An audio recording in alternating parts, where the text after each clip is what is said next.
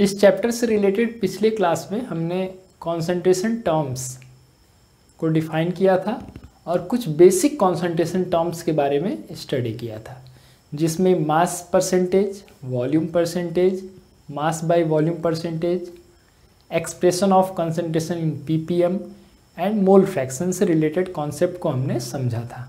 ठीक है, अब इनके अलावा भी और सारे कंसंट्रेशन टर्म्स हैं जो कुछ ज़्यादा स्पेसिफिक होते हैं। ठीक है, हालांकि जो अभी तक हमने कंसंट्रेशन टर्म्स का जिक्र किया है वह काफ़ी बेसिक है और जनरली हम लोग उन कंसंट्रेशन टर्म्स का यूज करते रहते हैं, जैसे ग्राम पर लीटर में कंसंट्रेशन को रिप्रेजेंट करना या परसेंटेज में बताना। ये एक बहुत ही कॉमन प्रोसीजर है जो जनरली हम लोग फॉलो करते हैं, जैसे 10% एक्वस सॉल्यूशन ऑफ ग्लूकोज।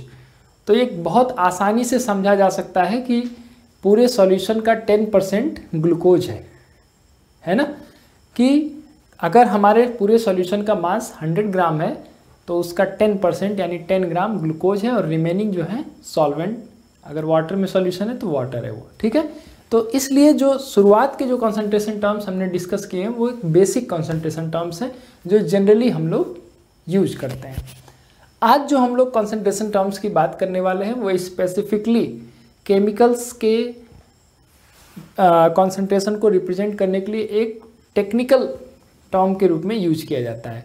जैसे हम लोग केमिस्ट्री लैब में अगर कोई एक्सपेरिमेंट करते हैं तो उसमें जो हम लोग डिफरेंट रिएजेंट्स यूज करते हैं तो उस रिएजेंट्स पे उनके कंसंट्रेशन लिखे होते हैं, है ना।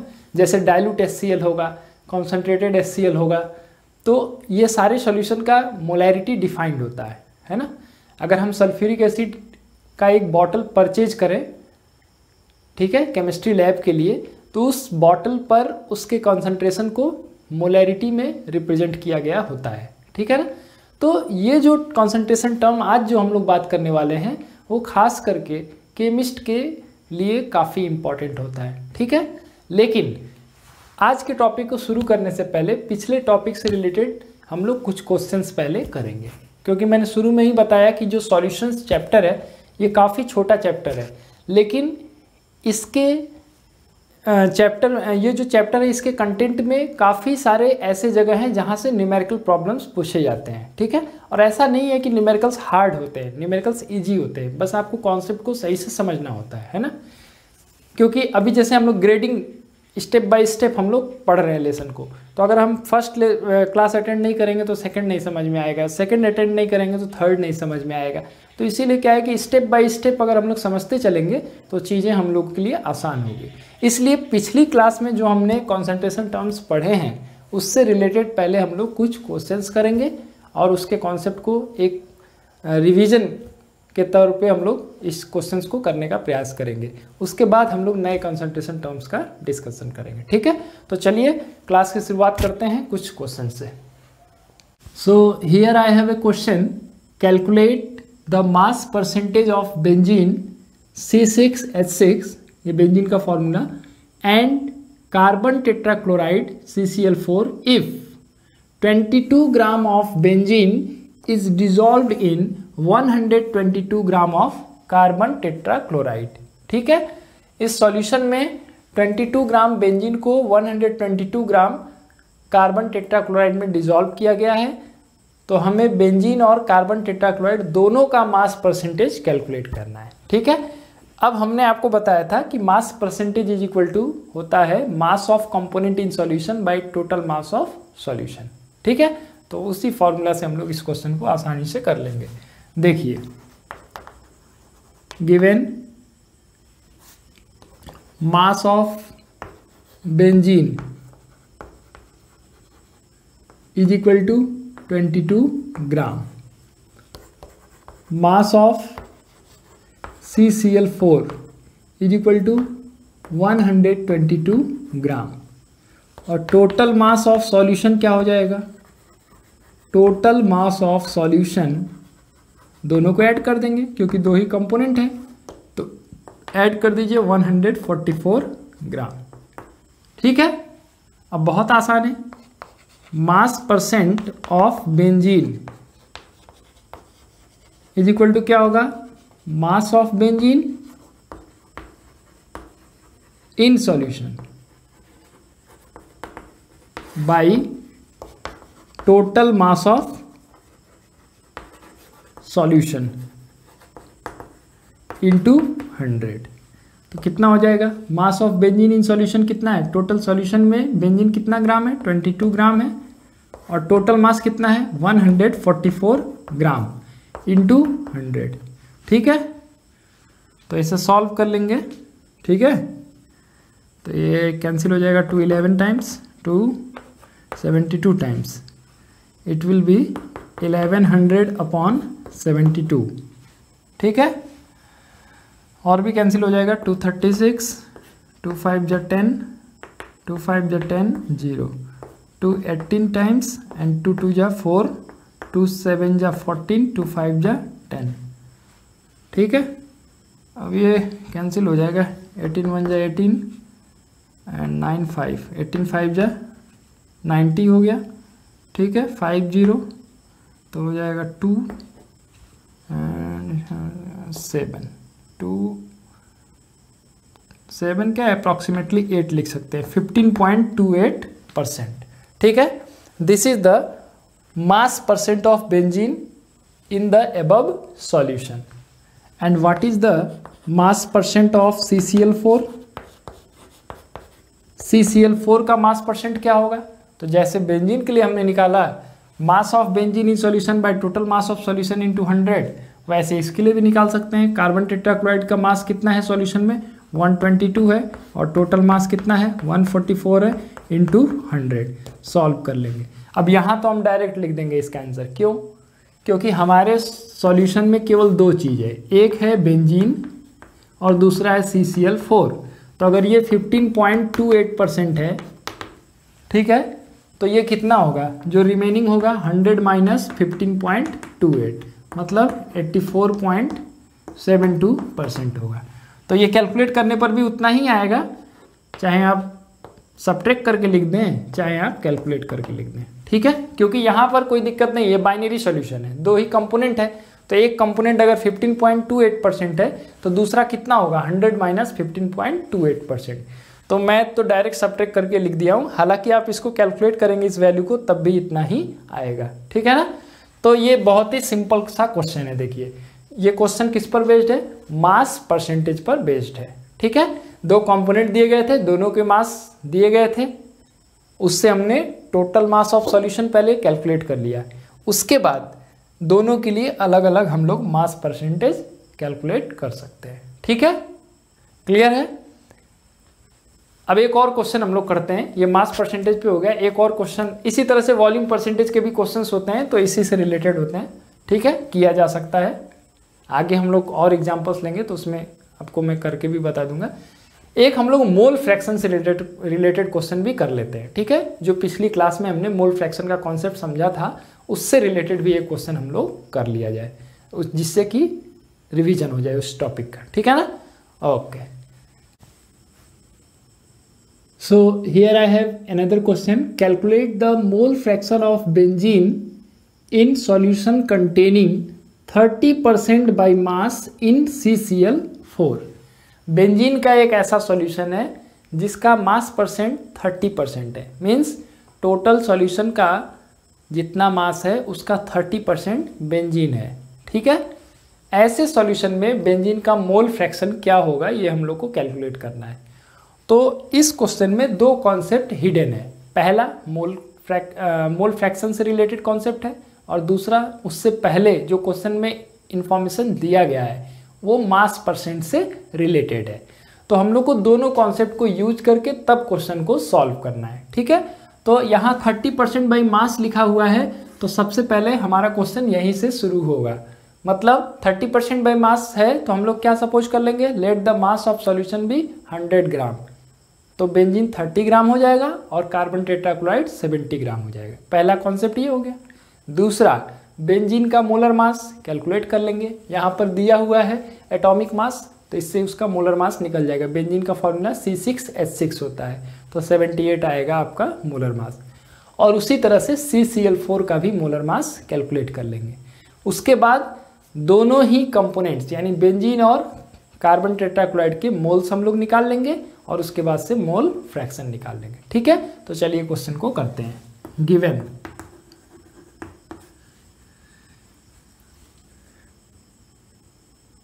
मास percent of benzene is equal to कितना है 30%। तो if mass of solution is equal to 100 gram, तो इसमें मास ऑफ बेंजीन क्या हो जाएगा 30 ग्राम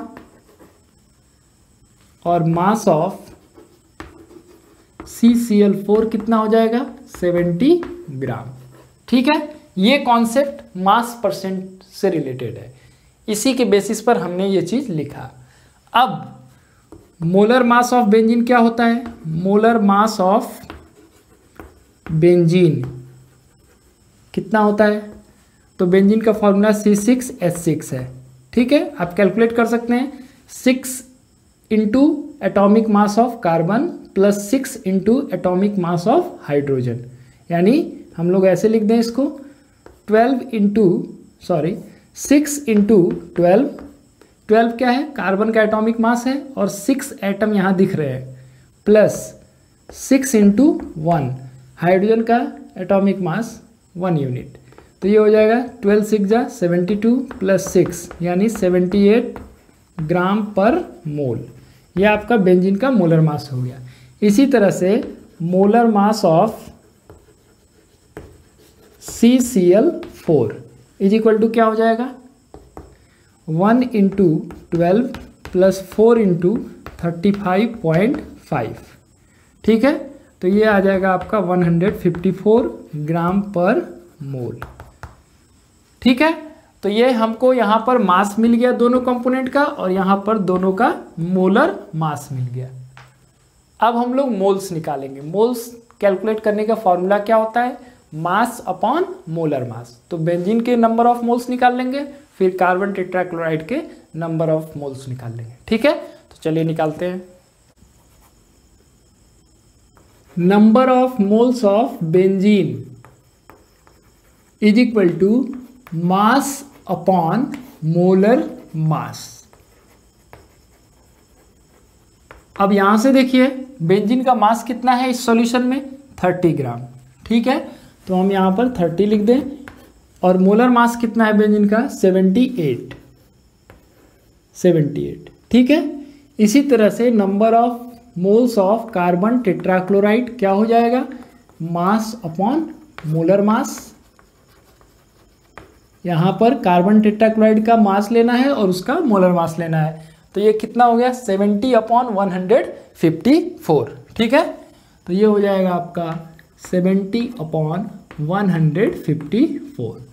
ये दोनों कॉन्स्टिट्यूएंट्स के हम लोग नंबर ऑफ मोल्स कैलकुलेट कर लिए। ठीक है, अब हम लोग को फाइनल स्टेप की तरफ जाना है, calculate the mole fraction of benzene. तो बेंजीन का मोल फ्रैक्शन निकालना है, यानी mole fraction of benzene is equal to क्या होगा number of moles of benzene by total number of moles, यानी बेंजीन के मोल्स प्लस कार्बन टेट्राक्लोराइड के मोल्स। ठीक है, यानी बेंजीन के कितने मोल्स हैं 30/78 है और दोनों का ऐड कर दीजिए 30/78 प्लस 70/154। ठीक है, आप चाहें तो यहाँ पर इसको सॉल्व करके लिख ले वैल्यू, यहाँ पर इसको सॉल्व करके लिख ले और उसके बाद इस स्टेप में आप उसके वैल्यू रखें, ऐसे भी आप इसको सॉल्व कर सकते हैं। ठीक है, तो अब ये फाइनल स्टेप्स में देख लीजिए, चाहें तो आप इसको सॉल्व करें, अब इसको सॉल्व कर लीजिए। ठीक है, सॉल्व करेंगे तो ये जो है इस तरह से ये वैल्यू 0.38 के करीब आएगा और ये वैल्यू 0.45 के करीब आएगा। ठीक है, इसको आप रख लेंगे तो यहाँ पर ये इस तरह से हो जाएगा 0.38 अपॉन 0.38 प्लस 0.45। ठीक है, और ये जो है अप्रॉक्सीमेटली 0.45 के करीब आएगा, अप्रॉक्स। ठीक है। तो अब ये डिवीजन वाला स्टेप है तो मैं उसको किया नहीं हूँ, आप कर सकते हैं, कोई बहुत हार्ड स्टेप नहीं है। 30/78 है तो ये कैंसिल होगा नहीं, पॉइंट रखेंगे हम लोग तो ये 300 हो जाएगा। उसके बाद आप जो है 3 टाइम्स कर लेंगे, 7 3 21 और 8 3 24, तो कितना हो जाएगा 234, ठीक है। उसके बाद आप इसमें सब्ट्रैक्ट कर लीजिए, 40 हो जाएगा 60, 66 हो जाएगा, फिर ये हो जाएगा, फिर ऐसे डिवाइड करके आप इसमें कैलकुलेट कर सकते हैं, ठीक है। तो ये स्टेप्स हमने आपको बताया, कैलकुलेशन तो 12th के स्टूडेंट्स कैलकुलेशन कर सकते हैं, इसलिए मैंने उस स्टेप को स्किप कर दिया है, ठीक है। मेनली हम लोग को कॉन्सेप्ट समझना है, बाकी कैलकुलेशन तो हम लोग कर ही लेंगे। तो ये आपको समझ में आ गया होगा, इसमें 2 कॉन्सेप्ट एक साथ मिक्स करके क्वेश्चन में दिया गया था, मास परसेंट दिया गया था और मोल फ्रैक्शन हम लोग को निकालना था। यहाँ मैंने 100 ग्राम सपोज किया है, आप चाहें तो x ग्राम भी सपोज करके चल सकते हैं, 10x सपोज करके भी चल सकते हैं, 100x सपोज करके भी चल सकते हैं, ठीक है। क्वेश्चन करने आसान हो इसलिए मैंने 100 ग्राम सपोज किया है, ठीक है ना, क्योंकि उससे कोई दिक्कत नहीं होगा। आप चाहेंगे तो x सपोज करके भी आप कर सकते हैं, ठीक। उसका सिंपल सा मतलब यही होता है कि सॉल्यूशन का जितना मास है उसका 30% बेंजीन है और रिमेनिंग 70% आपका कार्बन टेट्राक्लोराइड है, ठीक है। और उसके बाद से मोलर मास हम लोग कैलकुलेट कर लेंगे, फिर दोनों ही कंपोनेंट के मोल्स हम लोग निकालेंगे और फिर जिस कंपोनेंट का मोल फ्रैक्शन हमको निकालना है उस कंपोनेंट का मोल फ्रैक्शन निकालने के लिए number of moles of that component by total number of moles, ठीक है। अच्छा, ये जो सॉल्यूशन है बाइनरी सॉल्यूशन है, तो बाइनरी सॉल्यूशन में 2 ही कंपोनेंट होते हैं और मैंने आपको बताया था कि किसी भी सॉल्यूशन के लिए मोल फ्रैक्शन जितने भी कंपोनेंट हैं सबके मोल फ्रैक्शन को अगर ऐड कर दिया जाए तो उसका सम कितना होता है, 1 होता है। ये मैंने आपको बताया था, sum of mole fraction of all the components present in a solution is always 1। So here in this solution we can write mole fraction of benzene plus mole fraction of carbon tetrachloride is equal to 1। तो इसका value आपको पता है 0.45, तो 0.45 plus mole fraction of CCl4 is equal to 1, तो mole fraction of CCl4 हो जाएगा 1 minus 0.45, ठीक है। इस तरह से इसको सॉल्व करके दूसरे कंपोनेंट का भी मोल फ्रैक्शन हम लोग पता कर सकते हैं, ठीक है ना। तो ये बहुत ही आसान है, ये आसानी से आप इसको सॉल्व कर लेंगे, 0.55 अप्रॉक्स, ठीक है। मैं अप्रॉक्स इसलिए लिख रहा हूँ कि आप कैलकुलेट करेंगे तो थोड़ा बहुत 0.44 हो सकता है, मैंने अप्रॉक्सीमेट वैल्यू लिख दिया है, ठीक है। आप खुद भी सॉल्व करके इसको चेक कर लीजिएगा, ठीक है ना। तो ये क्वेश्चन आपको समझ में आ गया होगा, इससे हम लोग पिछले क्लास में जो हमने पढ़ा था उसका रिवीजन भी कर लिया। अब आज हम लोग कुछ नए कंसंट्रेशन टर्म्स की तरफ आगे बढ़ते हैं, ठीक है ना। तो चलिए, molarity. Now this is another concentration term by which we can represent a concentration of solution। तो सबसे पहले इसको हम लोग डिफाइन करते हैं। It is defined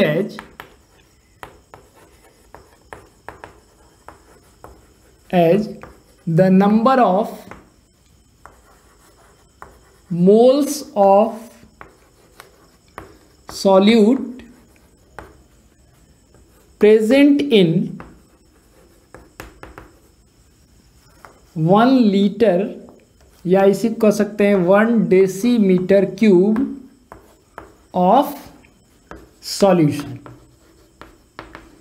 मतलब 1 लीटर सॉल्यूशन में हमारे सॉल्यूट के कितने मोल्स प्रेजेंट हैं, ठीक है। या आपका ये number of moles per litre of solution, that is called molarity, ठीक है। तो इसका फॉर्मूला हम लिख सकते हैं, molarity is equal to number of moles of solute upon volume of solution in liter, ठीक है। ये हमारा सिंपल सा मोलैरिटी का फॉर्मूला हो गया, ठीक है। इसका जो सिंबल है वो कैपिटल M है, ये ध्यान देना है आपको, क्योंकि इससे मिलता जुलता एक और कंसंट्रेशन टर्म है मोलैलिटी, जिसका सिंबल होता है स्मॉल m। तो ये कैपिटल M जो है मोलैरिटी का सिंबल हो गया।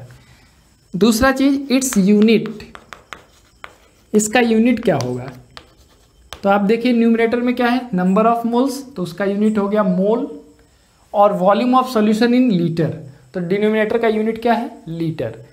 तो मोलैरिटी का यूनिट हो जाएगा मोल पर litre. This is the unit of molarity, ठीक है। अच्छा, लीटर को हम लोग डेसीमीटर क्यूब भी कह सकते हैं, इसलिए हम लोग एक और यूनिट डिफाइन कर सकते हैं, मोल पर डेसीमीटर क्यूब, ठीक है ना। ये भी हम लोग डिफाइन कर सकते हैं, ठीक है। दूसरी बात ये देखिए, जैसे हमने मोल फ्रैक्शन में बात किया था कि मोल फ्रैक्शन एक ऐसा कंसंट्रेशन टर्म है जिसके फॉर्मूला में कहीं पर भी वॉल्यूम नहीं है। तो इसलिए अगर टेम्परेचर चेंज होता है सॉल्यूशन का तो उसका मोल फ्रैक्शन कभी भी चेंज नहीं होता है, क्योंकि टेम्परेचर इंक्रीज करने से वॉल्यूम इंक्रीज होता है, टेम्परेचर डिक्रीज करने से वॉल्यूम डिक्रीज होता है। लेकिन अगर हमारे कॉन्सेंट्रेशन टर्म को कैलकुलेट करते समय हमने वॉल्यूम का यूज ही नहीं किया है कहीं पर भी, तो जाहिर सी बात है कि अगर हम अपने सॉल्यूशन के कॉन्सेंट्रेशन को मोल फ्रैक्शन के फॉर्म में रिप्रेजेंट करेंगे तो टेम्परेचर बदलने से उसका मोल फ्रैक्शन की वैल्यू कभी भी चेंज नहीं होगी। लेकिन अगर मोलैरिटी की बात करें तो इसके डिनोमिनेटर में क्या दिख रहा है आपको, वॉल्यूम दिख रहा है। तो मान लीजिए कि इंडिया में हमने कोई सॉल्यूशन प्रिपेयर किया, ठीक है, इंडिया में हमने कोई सॉल्यूशन प्रिपेयर किया और उसकी मोलैरिटी हमने लेबल लगा दिया उस पर, ठीक है। सॉल्यूशन जो बना हमारा उस पर लेबल लगा दिया कि इसकी पार्टिकुलर मोलैरिटी है और उसको हमने एक्सपोर्ट कर दिया, मतलब बाहर विदेश में भेज दिया। और हमने एक ऐसे कंट्री में भेजा जहाँ की टेम्परेचर बहुत ही कम है, जैसे हमने रसिया में भेज दिया। अब इंडिया के कंपैरिजन में रसिया का टेम्परेचर जो है कम है। अब जब वो सॉल्यूशन वहाँ पहुँचेगा तो क्या होगा, टेम्परेचर कम हो गया, इसलिए अगर हम मोलैरिटी का रिप्रेजेंटेशन उस सॉल्यूशन पर किए, यानी उसके लेवल पर हमने बॉटल पर, ठीक है, उसके मोलैरिटी को लिख दिया है, जो भी मोलैरिटी है 1.2 m लिख दिया हमने, तो ये आपका इंडिया में है और इसको एक्सपोर्ट करके रसिया में भेज दिया गया। अब रसिया का टेम्परेचर जो है इंडिया से कम है, ठीक है। होगा क्या, अगर आप उसके कंसंट्रेशन का एग्जैक्ट स्टडी करें, अब चूंकि बहुत माइन्यूट चेंजेस होंगे, इतना ज़्यादा चेंज नहीं होगा कि 1.2 से 0.5 हो जाए, ऐसा बात मैं नहीं कर रहा हूँ। मैं एग्जैक्ट साइंस की बात कर रहा हूँ कि क्या मोलैरिटी में चेंज होगी कि नहीं होगी। तो बिल्कुल होगी, क्योंकि आप देखिए इंडिया में जो टेम्परेचर है, मान लीजिए T1 है और रसिया में पहुंचा टेम्परेचर इसका T2 है और ये T2 जो है वो कम है, मतलब T1 is greater than T2। T2 क्या है, कम है। तो आप देखिए अगर टेम्परेचर डिक्रीज होगा तो वॉल्यूम भी क्या होगा, डिक्रीज होगा। और डिनोमिनेटर अगर डिक्रीज हो रहा है तो ये मोलैरिटी का वैल्यू क्या होगा, इंक्रीज होगा। यानी ये 1.2 है तो इसकी जो मोलैरिटी हो गई it will be slightly greater than 1.2 molar solution, ठीक है। ये सिंपल सा कॉन्सेप्ट हुआ। मतलब हम लोग कह सकते हैं, इसका कंक्लूडिंग कमेंट अगर देना हो तो हम ये कह सकते हैं कि the molarity of solution is affected by change in temperature, ठीक है। अगर टेम्परेचर चेंज होगा तो वॉल्यूम चेंज होगा और वॉल्यूम चेंज होगा तो मोलैरिटी भी चेंज होगा। इसलिए अगर इस रेस्पेक्ट में हम लोग बात करें तो mole fraction is more better concentration term as compare to molarity, because mole fraction is not affected by change in temperature but molarity is affected by change in temperature, ठीक है।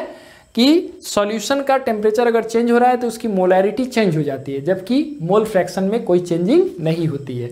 तो इस रेस्पेक्ट में अगर हम लोग कंपेयर कर रहे हैं, कंसंट्रेशन टर्म्स को अगर हम लोग एक दूसरे से कंपेयर कर रहे हैं तो शायद मोल फ्रैक्शन मोलैरिटी से ज़्यादा बेहतर कंसंट्रेशन टर्म होगा, ठीक है ना।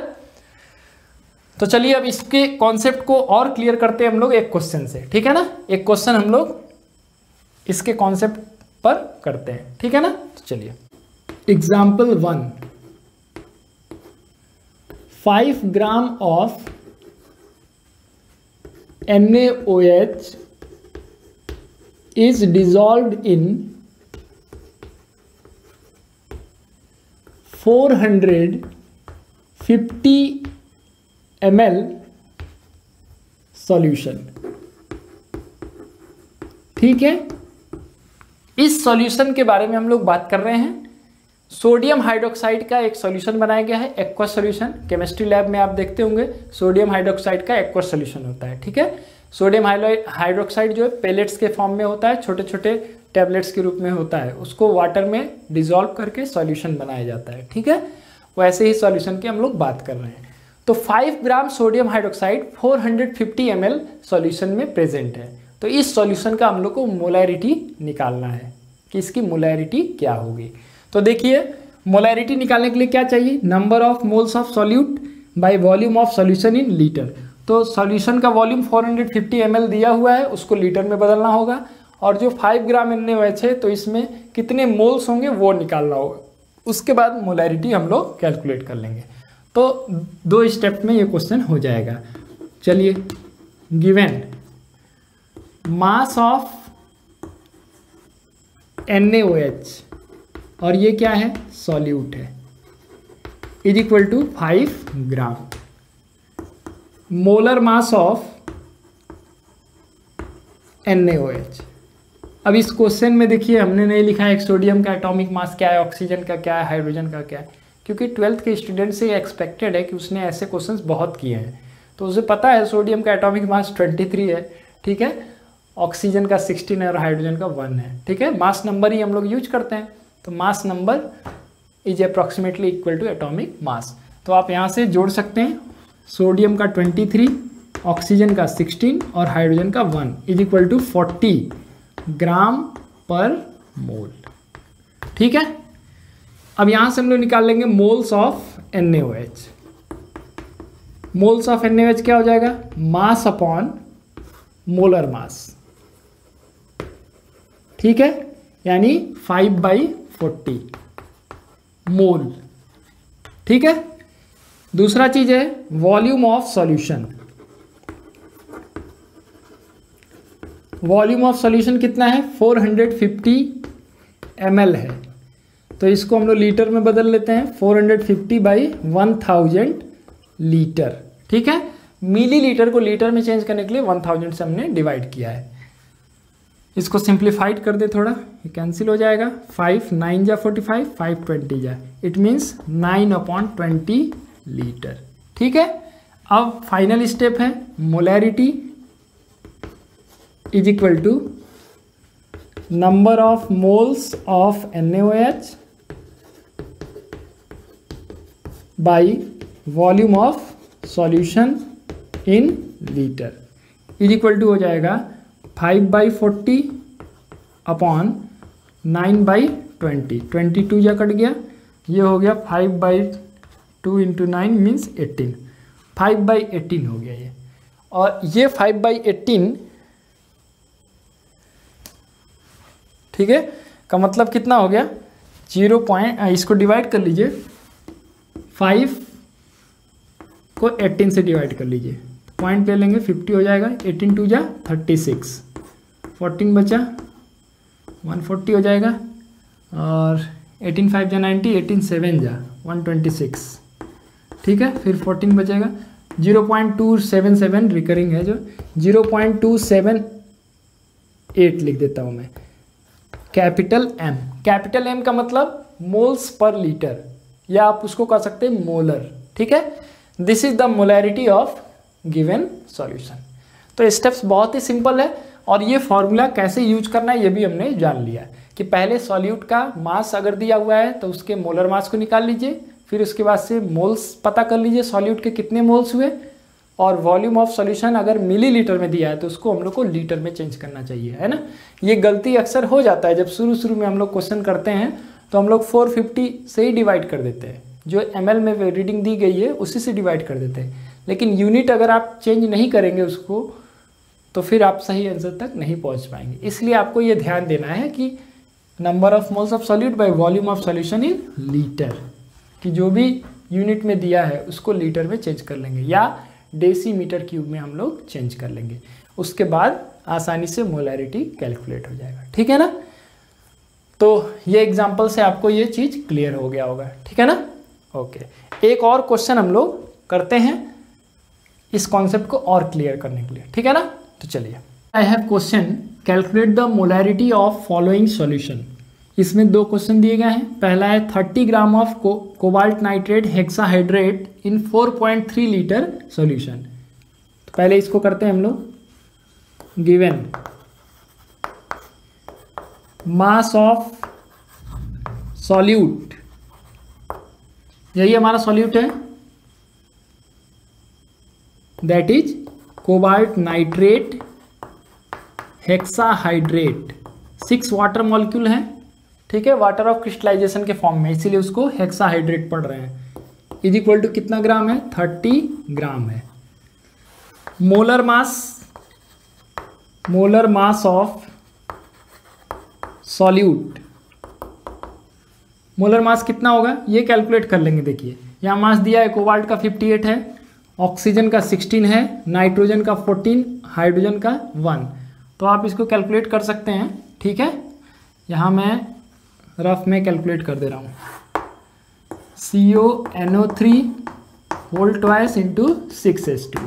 देखिए कोबाल्ट 1 है तो 1 इंटू CO प्लस नाइट्रोजन कितने हैं, 9 2 जा सॉरी नाइट्रोजन 2 है तो 2 इंटू नाइट्रोजन प्लस ऑक्सीजन 3 2 जा 6 इंटू ऑक्सीजन प्लस ये पूरा वाटर का 18 ले सकते हैं आप मास, 6 इंटू H2O, क्योंकि वाटर का 18 होता है मास, पता ही है। ऑक्सीजन 16 होगा और 2 हाइड्रोजन है तो 2 यूनिट उसका हो जाएगा, 16 + 2 18 हो जाएगा। ये अब देखिए कोबाल्ट का 58 है, ये 58 हो गया क्योंकि 1 से मल्टीप्लाइड था। 2 इंटू 14 कितने हो जाएगा, 28 प्लस 6 इंटू 16 होता है, ऑक्सीजन का 16 होता है तो ये 6 इंटू 16 96 हो जाएगा प्लस 18 इंटू 6 कितना हो जाएगा, 18 इंटू 6 108 हो जाएगा, ठीक है। इसको ऐड कर लीजिए, कितना हो जाएगा देखिए, 8 + 6 14, 14 + 8 22, 22 + 8 30, 0 3, 3 + 0 3, 3 + 9 12, 12 + 2 14, 14 + 5 19, 9 1, 1 + 1 2, 290 ग्राम पर मोल, ठीक है। ऐसे कैलकुलेट कर सकते हैं, कोई बहुत हार्ड नहीं है। तो यहाँ मैं लिख दे रहा हूँ 290 ग्राम पर मोल, ठीक है। अब यहाँ से निकाल लीजिए मोल्स ऑफ सॉल्यूट।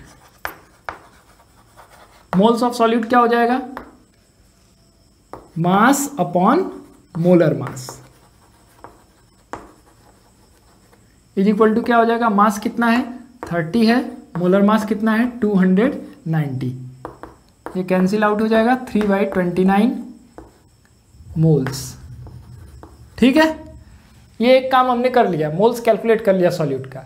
अब मोलैरिटी निकालना है। सॉल्यूशन का जो वॉल्यूम है ऑलरेडी लीटर में दिया हुआ है तो कोई भी दिक्कत नहीं है, डायरेक्ट उसकी वैल्यू रख देनी है।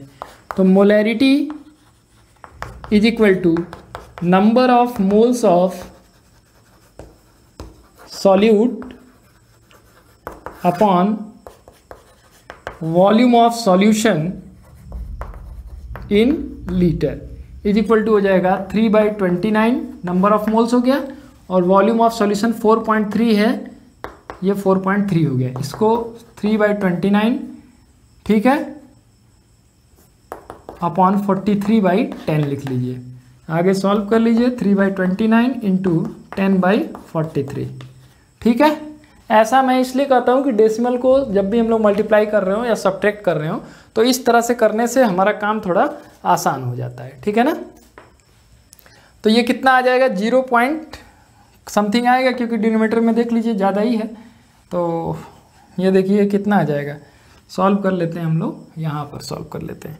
ये हो जाएगा 30/29 इंटू 43, ठीक है, 43 इंटू 29। कैलकुलेशन भी करने आना चाहिए, कुछ बच्चे कैलकुलेटर्स यूज करते हैं तो मैं नहीं कहता हूँ कैलकुलेटर यूज करिए क्योंकि यहाँ आप कैलकुलेटर यूज कर ले रहे हैं, ठीक है, लेकिन कम्पिटिटिव एग्जाम्स में आपको कैलकुलेटर अवेलेबल नहीं होगा। तो इसलिए हैबिट बनाना चाहिए कि जो भी मल्टीप्लिकेशन है, डिवीजन है, हम लोग खुद पे उसको करें, ठीक है ना। अच्छा, ऐसा ज़रूरी नहीं है कि आपको 1 मिनट में ही करना ज़रूरी है ना, क्योंकि ठीक है जो कॉम्पिटिटिव एग्जाम्स में क्वेश्चन आते हैं कि एक क्वेश्चन के लिए आपके पास एवरेज 1 मिनट 1.5 मिनट ही टाइम होता है, पर कुछ क्वेश्चन ऐसे होते हैं जो देख करके आप तुरंत क्वेश्चन को टिक कर देते हैं, तो उसका जो टाइम है वो न्यूमेरिकल्स में हम लोग यूज कर सकते हैं, है ना। तो ऐसा नहीं है, अच्छा सा आप टाइम मिलता है, घबराएंगे तभी आप अपने आंसर गलत कर देते हैं, otherwise you have sufficient time. So let us multiply, 9 3 जा 27, 2 हो गया, 9 4 जा 36, 36 प्लस 2 38, एंड हियर 43 2 जा 86, डायरेक्ट लिख दिया मैंने, ठीक है। ये ऐड कर लेते हैं, 7 हो गया, 8 6 14 1 11 1 12 12 47, 30 बाई 12 47, ठीक है। अब डिवाइड कर लो, क्या करना होगा, देखिए ये ऐसे नहीं डिवाइड होगा, ठीक है। आसान तरीका मैं आपको बता रहा हूँ, क्या करना है हम लोग को, इसको ऐसे चेंज कर दीजिए, 330 बाई 1247 इंटू 100 अपॉन 100, और इसको हम लोग लिख सकते हैं 30 बाई 1247, ये 3000 हो गया, और इसको लिख देंगे 10 पावर -2। अब हर बच्चा डिवाइड कर लेगा इसको, ठीक है। 30 बाई 1247 जो लिखा था उसको मैंने कर दिया, मल्टीप्लाई कर दिया न्यूमरेटर और डिनोमिनेटर को 100 से, ठीक है।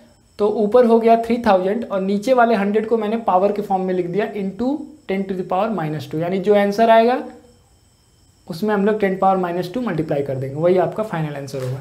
अब डिवाइड कर लीजिए आसानी से, ये 3000 रख लीजिए, अब ये 2 टाइम्स कट जाएगा, 2 से कितना हो जाएगा, ये हो जाएगा 2494, ठीक है, हो गया, 506 बचेगा। फिर क्या होगा, डेसिमल, ये हो गया 5060, तो 12 4 जा 48, 4 टाइम्स कटेगा, ये 4 से जाएगा, ठीक है। अब आगे करने की जरूरत नहीं है, वो तो 4 से जाएगा, 2.4 ये आपका आंसर आ गया, 2.4 इंटू 10 टू द पावर -2, मतलब क्या हो गया 0.024 molarity, this is your answer, ठीक है। अब ऐसे आप कैलकुलेशंस को कर सकते हैं, बहुत टाइम नहीं लगेगा। अब आप गलती कहाँ करते हैं, आप डिवाइड करने लगते हैं 30 को 1247 से डिवाइड करने लगते हैं, डेसिमल मल्टीप्लिकेशन में आप फंस जाते हैं, है ना। अब चूंकि केमिस्ट्री एक ऐसा सब्जेक्ट है जिसमें मैथ्स ग्रुप के भी बच्चे पढ़ते हैं और बायो ग्रुप के भी बच्चे पढ़ते हैं, तो हमें एक कोऑर्डिनेशन बनाना पड़ता है, जो भी केमिस्ट्री का टीचर है उसको एक कोऑर्डिनेशन बनाना पड़ता है। मैथ्स वाले बच्चे का जनरली जो है कैलकुलेशन जो है तेज होता है, क्योंकि वो लगभग रेगुलर कैलकुलेशन करते रहते हैं। कुछ बायो के स्टूडेंट्स होते हैं, उनके भी अच्छे होते हैं कैलकुलेशंस।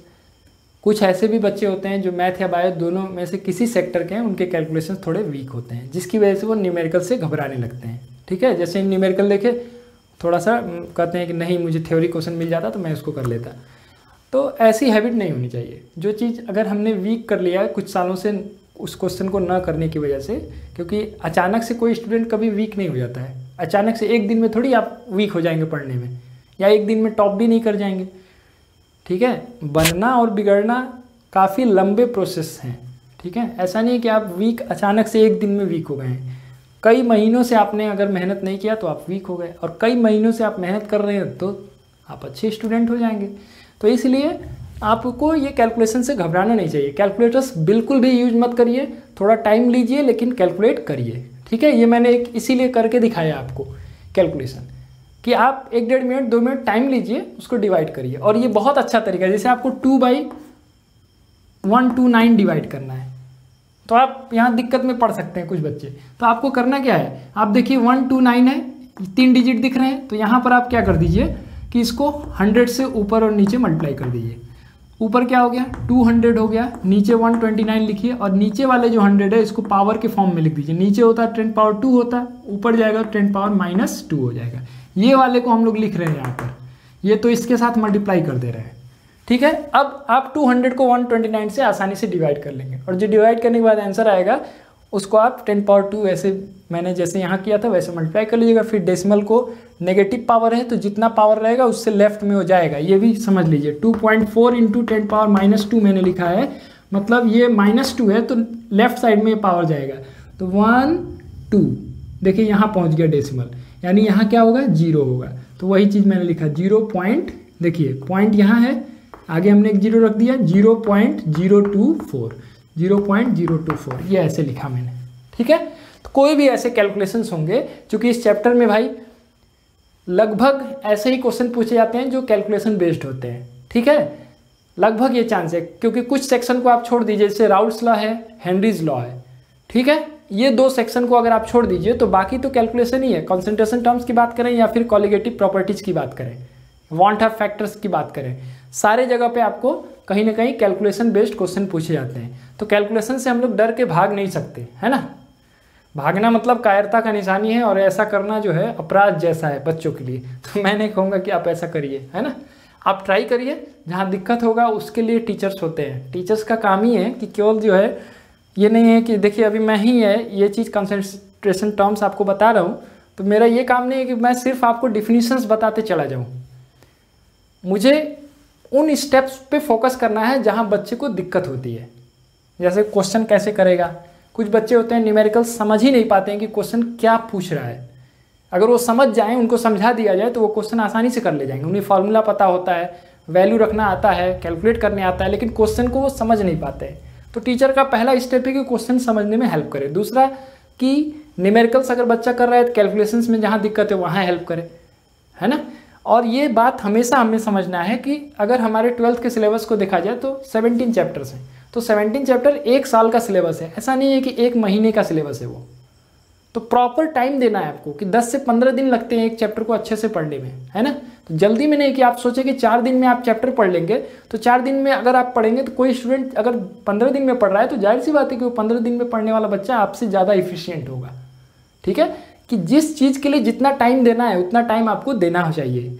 कि एक कंसंट्रेशन टर्म आप पढ़ रहे हैं तो उससे रिलेटेड आपको 10 क्वेश्चन करने चाहिए, कि जब आप 10 क्वेश्चन करेंगे तब जाकर के कॉन्सेप्ट क्लियर होगा। और भाग नहीं सकते, क्योंकि आज आप भाग भी जाएंगे, एक समय ऐसा आएगा जब पढ़ना आपकी मजबूरी हो जाएगी, आप कोई एग्जाम ही नहीं क्वालिफाई कर पाएंगे, तो फिर से आप आकर के फिर से 12 की किताब पकड़ के पढ़ेंगे, 11 की किताब पकड़ के पढ़ेंगे, 9 की किताब पढ़ेंगे, तो ऐसा तो अच्छा नहीं है। जिस क्लास में आदमी जिस समय होता है उसी समय उस क्लास को बढ़िया से बढ़िया पढ़ना चाहिए, मैं यही कहूँगा, ठीक है। तो आप क्वेश्चंस करिए, जहाँ दिक्कत होते हैं उसी के लिए टीचर होते हैं। टीचर का ये काम नहीं है कि बस सिंपल सा वो नोट्स लिखवा दे या बुक का बस लाइन बाय लाइन आपको टॉपिक बता दे, ऐसा नहीं है।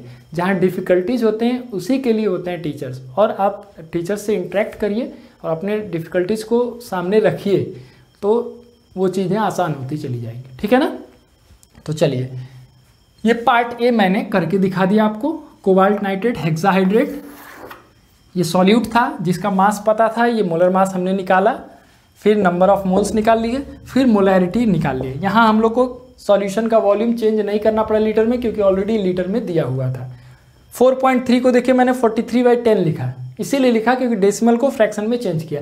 अच्छा, आपको याद होगा क्लास 4 में पढ़ाया जाता है ये कि conversion of decimal into fraction, ठीक है। तो वहाँ जब आप 4 में पढ़ रहे होंगे तो आपको लग रहा होगा क्यों ये सब हम लोग कर रहे हैं। बहुत सारे बच्चे कहते भी हैं कि मैथ बनाने वाला कौन है, उस मिल जाता तो बहुत उसको हम डांटते, पर आपको पता होना चाहिए कि उसका यूटिलिटी देखिए आज है। वैसे आप 12th आज पढ़ रहे हैं तो इसका यूटिलिटी आज नहीं पता चलेगा, 4 साल 5 साल बाद आपको पता चलेगा कि 12th की अहमियत क्या है आपके लाइफ में। 12th क्लास में जब आप पढ़ रहे हैं तब थोड़ी पता चलेगा उसकी अहमियत क्या है, 4 साल 5 साल बाद आपको पता चलेगा कि आज जो पढ़ रहे हैं उसका एक्चुअल इंपॉर्टेंस आपके लाइफ में क्या है, ठीक है ना। तो मैं यही कहूँगा कि अच्छे से पढ़िए, जो भी पढ़िए आप बेहतर पढ़िए, ठीक है। तो दूसरा क्वेश्चन भी अब हम लोग कर लेते हैं। 30 ml of 0.5 molar H2SO4 diluted to 500 ml। देखिए इस क्वेश्चन में क्या कहा गया है कि एक सॉल्यूशन है सल्फ्यूरिक एसिड का, जिसका वॉल्यूम दिया हुआ है कितना 30 ml, और इसकी मोलैरिटी भी दी गई है 0.5 मोल पर लीटर। ये सॉल्यूशन है, और इसका जो वॉल्यूम है बढ़ा करके कितना कर दिया गया 500 ml कर दिया गया। कैसे बढ़ाया गया होगा, तो एसिड को जब भी डाइल्यूट करने का मतलब ये होता है कि एसिड को वाटर में ड्रॉप बाय ड्रॉप मिलाया गया, ठीक है ना। कभी भी एसिड में वाटर नहीं ऐड करते हैं, वाटर में एसिड को ऐड किया जाता है, ड्रॉप बाय ड्रॉप ऐड किया जाता है, क्योंकि डिसोल्यूशन प्रोसेस इज एक्सोथर्मिक, ठीक है। 11th में हम लोग थर्मोडायनेमिक्स पढ़े हैं। एक्सोथर्मिक मतलब ऐसे प्रोसेस जिसमें हीट इवॉल्व होता है। तो जब भी हम लोग एसिड को मिलाते हैं वाटर में, ठीक है, तो हीट इवॉल्व होता है। इसीलिए देखिए वाटर नहीं ऐड किया जाता है एसिड में, नहीं तो बम्प करके आंखों तक आ सकता है उसके छोटे छोटे ड्रॉपलेट्स और डैमेज कर सकता है, क्योंकि सल्फ्यूरिक एसिड एक हाईली कोरोसिव एसिड है ना। तो लैब में आप जब काम कर रहे होते हैं तब भी आपको ये ख्याल करना चाहिए। अच्छा, एसिड को हम लोग ड्रॉप बाय ड्रॉप वाटर में मिलाते हैं, क्योंकि वाटर उसके हीट को धीरे धीरे एब्जॉर्ब कर लेता है, तब वहाँ कोई दिक्कत नहीं होगी। क्वेश्चन यही कह रहा है कि एक सॉल्यूशन था एसिड का 30 ml, जिसकी मोलैरिटी 0.4 m मतलब मोल्स पर लीटर था, उसका वॉल्यूम बढ़ा करके 500 ml कर दिया गया। यानी इसको धीरे धीरे वाटर में ऐड करके टोटल वॉल्यूम 500 ml कर दिया गया। तो बताइए अब मोलैरिटी क्या होगा। तो पहला चीज़ मैं आपको क्लियर कर दूं इस फॉर्मूला से, ये जो फॉर्मूला है, molarity is equal to number of moles of solid by volume of solution in litre. यानी वॉल्यूम अगर चेंज होगा तो मोलैरिटी भी चेंज होगी, पहली बात। यानी अगर ऑप्शन दिया रहता तो इसकी मोलैरिटी चेंज होगी, ये बात आपको क्लियर होना चाहिए। दूसरी बात कि वॉल्यूम कहाँ है, डिनोमिनेटर में है, तो अगर डिनोमिनेटर का टर्म अगर ये बढ़ेगा तो ये वाला क्वांटिटी क्या होगा, घटेगा। यानी आप देख रहे हैं कि 30 ml से 500 ml हो गया, तो जाहिर सी बात है कि इस सॉल्यूशन का मोलैरिटी, जो भी नया सॉल्यूशन बन रहा है, इसकी जो मोलैरिटी होगी that will be less than 0.5 molar.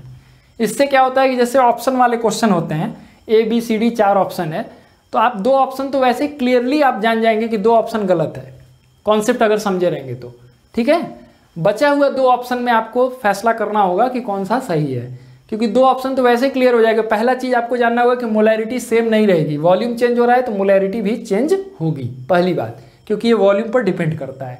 दूसरी बात, दूसरी इंपॉर्टेंट बात यह है कि जब वॉल्यूम डिनोमिनेटर में है तो जाहिर सी बात है कि अगर वॉल्यूम बढ़ रहा है तो मोलैरिटी का वैल्यू क्या होगा, डिक्रीज होगा। यानी हमारा जो भी आंसर आएगा वो 0.5 से कम होगा, ठीक है। अब देखिए मैं ये पहले ही बता दिया आपको, अभी मैं कैलकुलेट करके दिखा रहा हूँ और इस बात को मैं वेरीफाई कर रहा हूँ कि वॉल्यूम चेंज होने से मोलैरिटी चेंज भी होगी, और वॉल्यूम बढ़ रहा है इसीलिए मोलैरिटी घटेगी, ठीक है ना। तो चलिए करते हैं। तो क्वेश्चन बी में ये केस रिप्रेजेंट किया गया है, sulphuric acid solution having volume 30 ml and molarity 0.5 ml is diluted to 500 ml, what is the molarity, ठीक है। तो सबसे पहले यहाँ पर हम लोग नंबर ऑफ मोल्स कैलकुलेट करेंगे कि सल्फ्यूरिक एसिड के मोल्स कितने हैं, ठीक है। और उसके बाद हम लोग जान रहे हैं कि सल्फ्यूरिक एसिड के सॉल्यूशन को अगर हम लोग डाइल्यूट कर रहे हैं तो सल्फ्यूरिक एसिड का अमाउंट तो इंक्रीज या डिक्रीज हो नहीं रहा है, केवल वाटर में उसको हम लोग ऐड कर रहे हैं। यानी वाटर की अमाउंट चेंज हो रही है, एसिड का अमाउंट चेंज नहीं हो रहा है। तो जितने मोल्स यहाँ होंगे उतने ही मोल्स यहाँ पर भी होंगे, लेकिन वॉल्यूम चेंज हो जाएगा। तो फिर उसके बाद से मोलैरिटी हम लोग यहाँ पे कैलकुलेट कर लेंगे, ठीक है। तो चलिए स्टार्ट करते हैं। यहाँ पर गिवन तो लिखा ही हुआ है, मैं डायरेक्ट यहाँ पर क्वेश्चन से स्टार्ट करता हूँ। Molarity of solution is equal to number of moles of H2SO4 upon volume of solution in litre, ठीक है। तो मोलैरिटी दिया हुआ है 0.5 is equal to number of moles हम लोग NH2SO4 मान लेते हैं, अपॉन वॉल्यूम कितना है 30 ml, ठीक है। तो 30 ml का मतलब हो गया 30/1000 लीटर, क्योंकि हम लोग को वॉल्यूम किस में यूज करना है, लीटर में। ये क्या हो जाएगा, 0.5 को लिख सकते हैं 5/10, और ये पूरा इधर आ जाएगा, मल्टीप्लाई हो जाएगा 30/1000।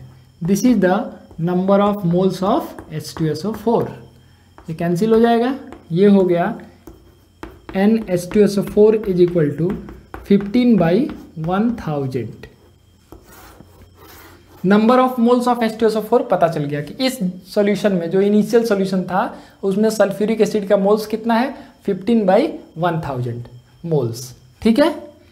अब जो है हम लोग को इस सॉल्यूशन में मोलैरिटी निकालना है, वॉल्यूम पता ही है, बस यही फॉर्मूला लगा दीजिए, वॉल्यूम पता है, नंबर ऑफ मोल्स इससे हो जाएगा, बस मोलैरिटी निकल जाएगा। मोलैरिटी ऑफ न्यू सॉल्यूशन क्या हो जाएगा, number of moles of H2SO4 by volume of solution in litre, यानी 15/1000 अपॉन यहाँ पर कितना वॉल्यूम है 500 ml। Again we have to convert this into litre, तो क्या हो जाएगा 500/1000। This 1000 will cancel out and you will get 15/500। ये 5 से कट जाएगा, 500 टाइम्स 5 3 जा, यानी 3/100 which is equal to 0.03 m। अब आप देख लीजिए जो मैंने कहा था वो सही हुआ कि नहीं हुआ। पहला चीज़ मैंने कहा था कि मोलैरिटी चेंज होगी, तो पहले वाले सॉल्यूशन की मोलैरिटी कितनी थी 0.5, ठीक है। और ये जो सॉल्यूशन है इसकी मोलैरिटी अभी हमने कैलकुलेट किया, कितना आया 0.03 m। तो पहला बात कि ये चेंज हो गया। दूसरी बात मैंने कहा था कि न्यू सॉल्यूशन की वॉल्यूम ओरिजिनल सॉल्यूशन से ज़्यादा है, इसलिए इसकी मोलैरिटी की वैल्यू कम होगी। तो आप देखिए 0.5 है, यहाँ क्या हो गया 0.03, बहुत ज़्यादा कम हो गया है ना। तो दोनों बात देखिए, ये प्रिडिक्ट जो किया था वो सही सही निकल गया। तो इसलिए जो है कॉन्सेप्ट को समझना बहुत ज़रूरी है। कॉन्सेप्ट समझते हैं तो वैसे ही बहुत सारे ऑप्शंस ऑटोमेटिकली नेग्लेक्ट हो जाते हैं और आप सही आंसर तक बहुत आसानी से पहुँच जाते हैं, ठीक है ना।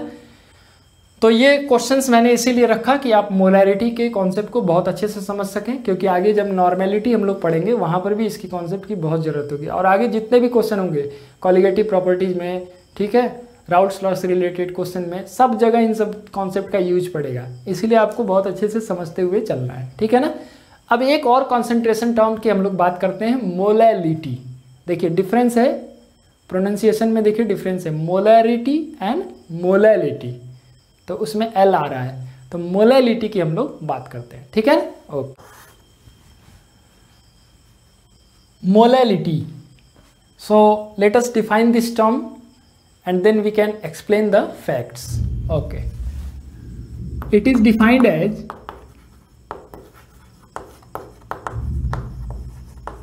the number of moles of solute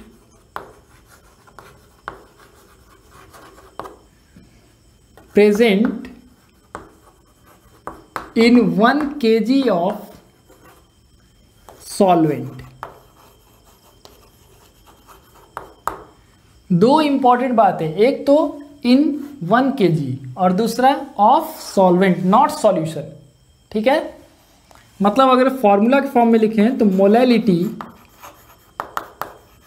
small m इसका सिंबल है, इज इक्वल टू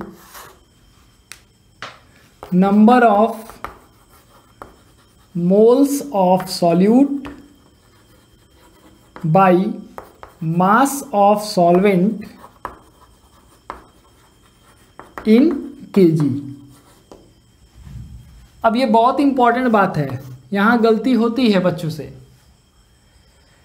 शुरू में मैंने आपसे कहा कि कंसंट्रेशन को डिफाइन करने के लिए दो तरह से हम लोग रिलेटिव वैल्यूज को एक्सप्रेस करते हैं। एक तरीका होता है सॉल्यूट के अमाउंट को पूरे सॉल्यूशन के अमाउंट से हम लोग कंपेयर करते हैं, ठीक है। और दूसरा तरीका होता है सॉल्यूट के अमाउंट को सॉल्वेंट के अमाउंट से कंपेयर करते हैं।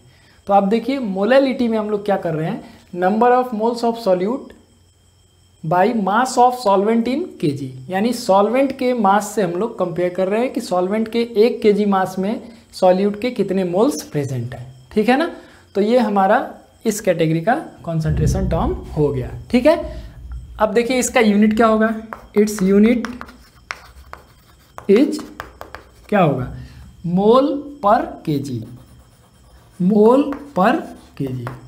और यहाँ कहीं वॉल्यूम नहीं आ रहा है, इसलिए हम लिखेंगे it is not affected by change in temperature.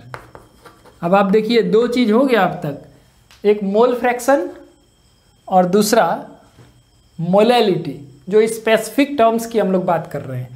वैसे तो मास परसेंट भी है ना, वो भी नहीं अफेक्ट होगा, लेकिन मैंने कहा ना कि जो केमिस्ट के लिए जनरली यूज्ड कंसंट्रेशन टर्म्स हैं वो मोलैरिटी, मोलैलिटी, नॉर्मेलिटी, यही टर्म्स केमिस्ट यूज करते हैं, या केमिकल लेबोरेटरीज में जो टर्म्स यूज किए जाते हैं वो मोलैरिटी, मोलैलिटी, नॉर्मेलिटी, ये तो बहुत ही कॉमन है, ठीक है।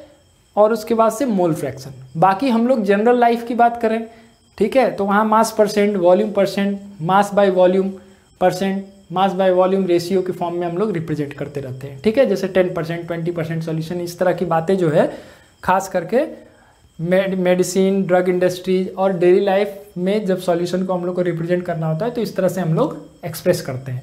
लेकिन अगर हम केमिस्ट की बात करें तो वो एक स्पेसिफिक टर्म्स का यूज करते हैं, जैसे नॉर्मेलिटी, मोलैरिटी। ये आप देखेंगे कि केमिस्ट्री लैब में जितने भी रिएजेंट्स के बॉटल होते हैं उसमें जनरली नॉर्मेलिटी आपको मिलेगा n के फॉर्म में, 1n, 1/10n, ठीक है, n/20 HCl, इस तरह से लिखा हुआ मिलेगा। n रिप्रेजेंट्स नॉर्मेलिटी, ठीक है। तो it is not affected by change in temperature. अभी तक जो बात किया मैंने स्पेसिफिक कंसंट्रेशन टर्म में, तो मोलैलिटी और मोल फ्रैक्शन दो ऐसे टर्म्स मिले जो कि टेम्परेचर चेंज होने पर इनके वैल्यू में कोई चेंजिंग नहीं आती है, ठीक है। तो इस तरह से हम लोग मोलैलिटी को डिफाइन कर लेते हैं, ठीक है। अब इसके कॉन्सेप्ट को समझने के लिए भी एक हम लोग क्वेश्चन करके तब उसको समझते हैं, ठीक है ना। Okay, example 1, 2.5 gram acetic acid solution in 75 gram benzene. तो यहाँ दो कंपोनेंट दिख रहे हैं, एक एसिटिक एसिड और दूसरा बेंजीन। तो पहली बात तो आप ये जान लीजिए कि इसमें से कौन सा सॉल्यूट है, कौन सा सॉल्वेंट है। मैं आपको शुरू में ये बात बताया कि सॉल्यूट और सॉल्वेंट हम लोग ग्राम में जो मास है उससे डिसाइड नहीं करते हैं, उसके नंबर ऑफ मोल्स से डिसाइड करते हैं। जिसका नंबर ऑफ मोल्स ज़्यादा होगा वो सॉल्वेंट होगा और जिसका नंबर ऑफ मोल्स कम होगा वो सॉल्यूट होगा, ठीक है। अब यहाँ पर आपके दो कंपोनेंट जो है हमारे सॉल्यूशन के, एक है आपका एसिटिक एसिड मतलब CH3COOH और दूसरा क्या है, बेंजीन है मतलब C6H6। इसका मास कितना है 2.5 ग्राम और इसका मास कितना है 75 ग्राम। इसका मोलर मास कितना होता है एसिटिक एसिड का, अब आप कैलकुलेट कर लीजिएगा, मैं तो लिख दे रहा हूँ। देखिए 2 कार्बन है तो 12 2 जा 24 हो गया, 2 हाइड्रोजन है, 4 हाइड्रोजन है, 3 + 1 4, तो 24 + 4 28 हो गया, और ऑक्सीजन 2 है तो 16 2 जा 32, ठीक है। तो 28 + 32 यानी 60 ग्राम पर मोल। और बेंजीन का उसी तरह से मोलर मास क्या होगा 78 ग्राम पर मोल। अब आप यहाँ नंबर ऑफ मोल्स निकालें, number of moles of acetic acid कितना है, एसिटिक एसिड को ही एथेनोइक एसिड भी कहते हैं, 2.5/60, और number of moles of benzene निकालेंगे कितना आएगा 75/78। तो देखिए लगभग जो है ये डिनोमिनेटर काफ़ी ज़्यादा बड़ा है न्यूमरेटर से, तो इसकी वैल्यू काफ़ी कम होगी, और ये लगभग जो है अप्रॉक्सीमेटली 1 के करीब होगा, 0.9 समथिंग आएगा ये। तो जाहिर सी बात है ये क्या है, सॉल्वेंट है। This is our solvent and this is our solute, ठीक है। ये मैं समझाने के लिए आपको बताया कि सॉल्यूट सॉल्वेंट कैसे डिसाइड करते हैं, ठीक है ना। अब आपको जो निकालना है वो मैं बता दूं, इसमें मोलैलिटी निकालना है। Calculate the molality of solution in which 2.5 gram of acetic acid solution is present in 75 gram benzene. मैं डायरेक्ट निकाल दूं, molality is equal to number of moles of acetic acid by mass of benzene. Benzene solvent है इसलिए in kg, ठीक है। Number of moles of acetic acid आप निकाल चुके हैं 2.5/60। इसको और सिंप्लीफाइड कर दूं 25/60 × 10। 2.5 को मैंने क्या लिखा 25/10, ठीक है। 5 से कट जाएगा, 5 5 जा 25, 5 12 जा, तो ये कितना हो गया, और ये 5 2 जा कट जाएगा यानी 1/24, ठीक है। और mass of benzene in kg, तो 75 ग्राम है तो इसको kg में आप चेंज कर सकते हैं, तो ये हो गया 1/24 और ये हो गया 75/1000। ग्राम को kg में चेंज करने के लिए 1000 से डिवाइड करेंगे, क्या हो जाएगा 1/24 इंटू 1000/75, 25 3 जा 25 40 जा, यानी 40/24 3 जा कितना होगा 72 होगा। ठीक है, तो अब आगे उसको सॉल्व कर लेंगे, मोलैलिटी आ जाएगी। ठीक है ना, तो इस तरह से जब भी हम लोग को मोलैलिटी से रिलेटेड क्वेश्चन दिया जाएगा तो उसमें यहाँ नीचे डिनोमिनेटर में मास of solvent in KG use करना है। जो भी सॉल्वेंट रहेगा पहले आप डिसाइड कर लीजिए कौन सा सॉल्वेंट है, और उसके बाद से सॉल्यूट को के मोल्स कैलकुलेट करना है, और सॉल्वेंट का जो भी मास है उसको केजी में चेंज करना है, और इस रेशियो को निकाल देंगे, वही हो जाएगा हमारा मोलैलिटी। जैसे यहाँ पर मैंने निकाला 40/72, अब इसको कैलकुलेट भी कर लो भाई। 40/72 क्या होगा, 236 तक हो गया, 220 से 210 जा 218 जा। अब आप कैलकुलेट कर लो, जैसे मैंने बताया था 10/18 लिखा है, इसको क्या कर सकते हैं 100/18 इंटू 10⁻⁻1, 18 5 जा 90 होता है।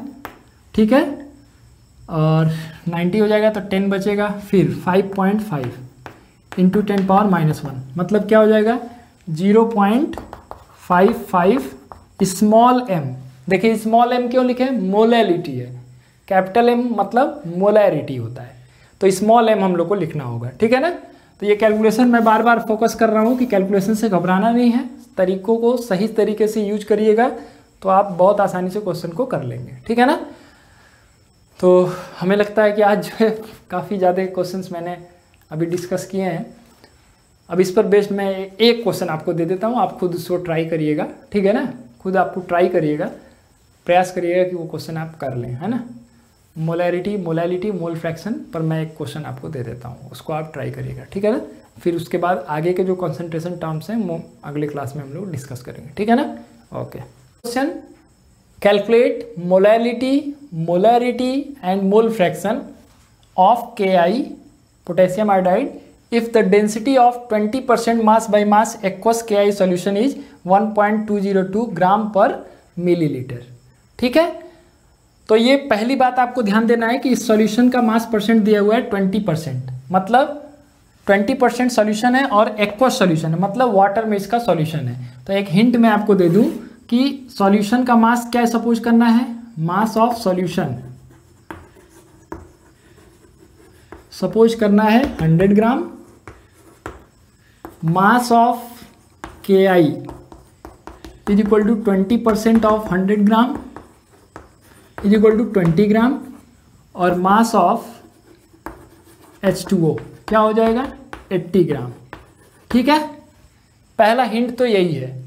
दूसरा, अब इतने से आप जो है दो चीज़ निकाल लेंगे, क्या क्या, मोलैलिटी और मोल फ्रैक्शन। इसलिए कि आप KI का क्या निकाल लेंगे, molar mass, molar mass of KI निकाल लीजिएगा।